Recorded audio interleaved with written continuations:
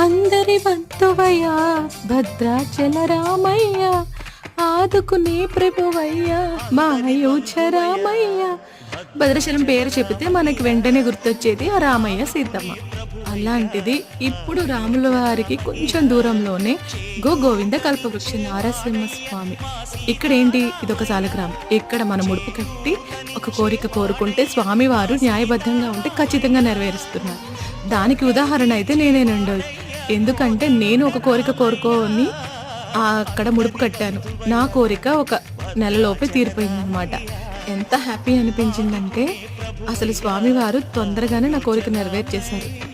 అయితే ఇక్కడ మనకు కనిపిస్తున్న ఆంజనేయ స్వామి నుంచి ప్రదక్షిణాలు స్టార్ట్ చేసి వాళ్ళు ఎన్ని చెప్తారో అవి చెయ్యాలి. ఇంకొక ప్రత్యేకత ఏంటి అంటే ఇక్కడ గోవులతో పాటు స్వామివారికి కూడా మనం ప్రదక్షిణాలు చేస్తున్నాం. అందుకే ఇది గోవింద కల్పవృక్ష నారసింహస్వామి ఆశ్రమం.